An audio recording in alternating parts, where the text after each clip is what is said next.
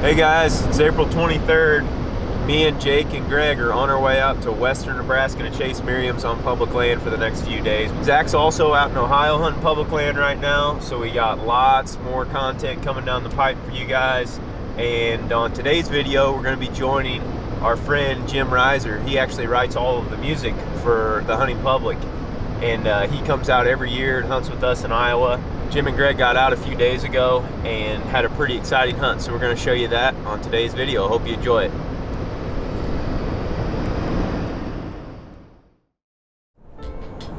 The things we do for turkey hunting. I think of all of the different hunting that I've ever done in my life, it's gotten to a point where turkeys is it for me. And I think it's because of the fellowship with people that I love to be around and love to hunt with. And there's always something to learn. And I'm on the move. I was recently diagnosed with Crohn's disease, and it's been a real difficult to navigate thing. Not that I'm going to focus on it, but I think learning how to manage, that's what I do for a living. I help people with chronic illness. And learning how to manage a new diagnosis at a later age is not the easiest thing in the world to do. But I'm very grateful that I have understanding friends, because Crohn's disease is a disease of the gut. And it's one of those diseases that when you need a bathroom, you better find it. And if you don't, then you're just going to embarrass yourself and offend your friends. And boy, can I do some offending. I'm very grateful that I have a good team around me that's helped me, and I'm not going to let that stop me from doing something I love to do. So anybody who's ever had any kind of chronic illness, Crohn's disease or something like that, live your life, man. Live your life.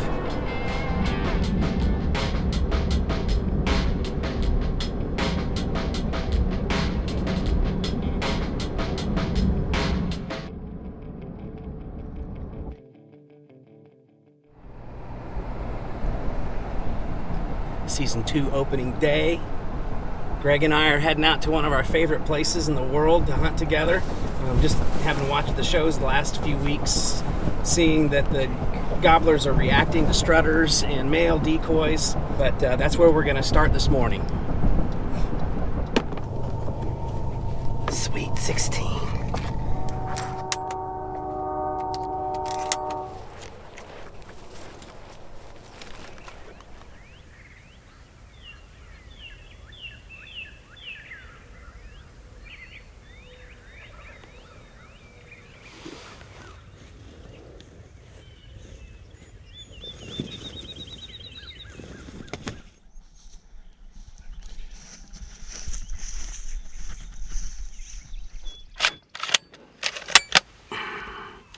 Safety's on, we're ready. A little bit of a strange morning so far. We got out here and went to listen for birds, and of course very few gobbles, and the ones that we heard were quite far off on both directions. So what we decided to do is set up on this ridge and basically deer hunt, so to speak. We're going to wait it out. It's been a long time since we've heard it so quiet in here. Usually there are birds roosted right in front of us. We know birds like to come up here, so we have some history with that. Other than that, it's just going to be a waiting game and enjoy an absolutely stunning, gorgeous sunrise.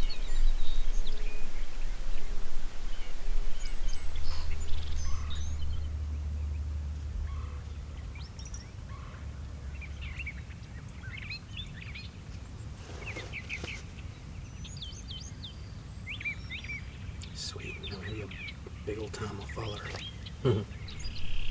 So we're watching these deer, and one was looking back out, so we figured he was either looking at a doe or something, and sure enough, our first turkey, little hen, popped out, and we're watching her right now. So this could be one of those days where it's like a switch. It's been a very odd day up here as far as gobbles are concerned.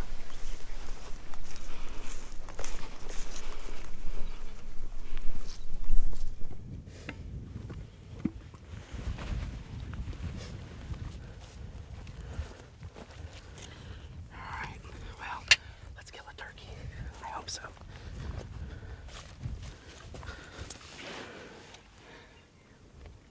11:45, and we're set up here. So it's the middle of the day, and we were actually on the north end of this pasture to start with, and we heard a gobble. So we located him, and we went after him, and we boogered him. So as a result of that, we just decided we're done there. We also had some gobbling here on the south side this morning, so we thought we'll just come on up here. And historically, in the evenings or late afternoons, birds come through this area, and especially through this open gate that we ended up setting right up at. As we're waiting here, I'm going to tell you a little bit about this shotgun. The Browning Auto 5 Sweet 16 was the very first shotgun I ever shot when I was a kid. My dad's best friend was a World War II vet, and that's all he ever hunted with. He hunted birds, he hunted quail, he hunted grouse, he hunted turkeys, and he hunted deer with the same gun. So this was an homage to him. And this barrel actually moves, and that's part of the whole action of the gun, and that's part of how everything worked semi-automatically. When Jonathan Moses Browning did the original Auto 5 back in the 1800s. It was a real revolutionary gun. And so I'm just really fond of these older guns, and especially fond of the Auto 5. So the wood is just a good, solid piece of wood. Not typical of 1962 Browning, so this is probably not an original piece of wood, but I'm not too worried about that because it looks beautiful, it shoots beautiful, and hopefully it'll do its job today if we get lucky.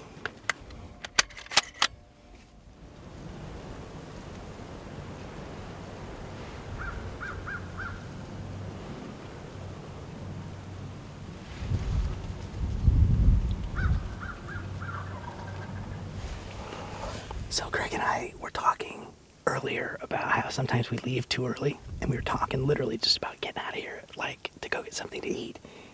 We said, let's wait 5 minutes, and I'm not kidding you, within the last 5 minutes we just heard a gobble, not far behind us. So I don't know if we're gonna have to get really set up or anything like that, but do you want to turn around and see if you can see him?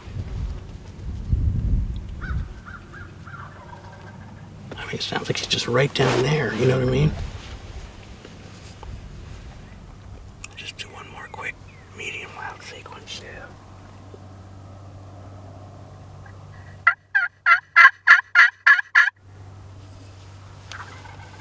Okay, you like that? I'm gonna shut up for a minute. Can't be more than 200 yards. Probably closer than that. There we go, there's a redhead right there. He's just on the edge of the pasture. See where these big limbs come off the oak? Yeah. He's just behind that on the edge of the pasture. Is he making any moves over here? He's facing this way. His head's real red, he's strutting right now. Sweet. You have to take the camera off the tripod. Okay, here, let me... I'm not gonna call right now. I wanna see if... He's coming. Mm-hmm. I gotta find a way to film. Okay.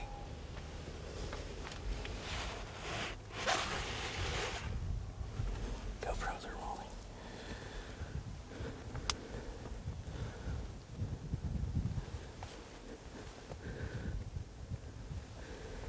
Just let him come up. I am.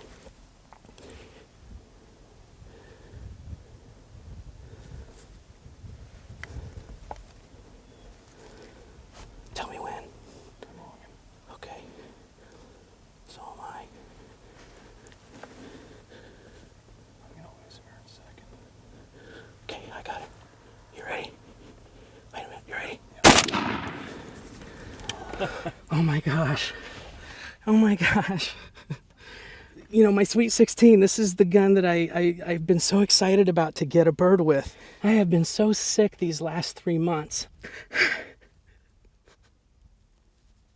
And I was so afraid I was going to not be able to do things that I love to do. And this is my favorite thing in the world to do.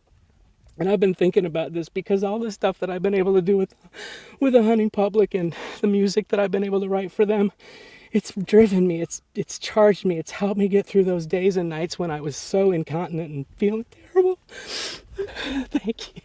Thank you, Greg, man. This is the coolest thing in the world. Good job, Jim. Thank you. Awesome. Thank you. I can't believe this. To be able to be here in Iowa, screw up, learn from that lesson, reset, and be patient, man. That was the game today. That was the game. It was being patient. I know. I can't believe it. Oh, gosh. This is so cool. Let's go take a peek.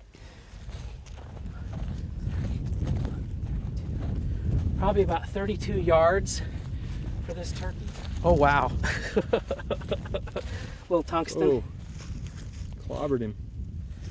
I'm stunned.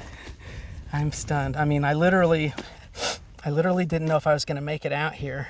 My wife and I talked about it, and I just said, you know, I don't want to be a Crohn's cripple, and I don't mean that in a mean way. Some people just have a harder time dealing with chronic disease, and I've been dealing with it for a long time. I was born with a pretty nasty birth defect called spina bifida, so I've dealt with bowel issues my whole life. But to be able to have to deal with what I'm dealing with, and to be able to be out here and have the assets available to me to be out here, heck, I had 2 extra Depends just in case I lost it today. They kept me warm this morning. This is my Iowa bird for 2018. We're still at 100% here on this farm. Oh my gosh, look at that rope on him. Everybody's saying, why is this guy's crying? The turkey's the one that's dead. I know, well, hey. Here's another little tidbit of advice Greg and I have continued to learn over time. We were thinking, let's go eat. All right, well, and then we'll come right back. And Greg said, 5 more minutes. And within those 5 minutes, this turkey gave us his first gobble right behind us. He couldn't have been more than 150, 200 yards away. It's official. Tagged out in Iowa, baby. This is where I hit him. And you can see the deeks right out here. So really, I mean, he would have kept coming. And I'm sorry, man, if I got a chance to shoot a turkey, it's just gonna happen. I like how the blind worked up against that tree. And this surround view blind, I mean, you know, what else can be said? This is extra weight I don't mind carrying out of the woods or the pasture or whatever. Oh. I'll leave you with one little message. If you got something that's bringing you down, find somebody that's gonna bring you up and stay up. It's worth it. Oh man. You got it all? I think we do. So the doc told me that all the blood I lost this week, I would be tired. Dr. Fisher, I'm tired. But very good, happy tired. Okay. That's the one that was getting me. That's the choker right there. Yeah. That'll make you pass out. Okay. Okay, I'll be back.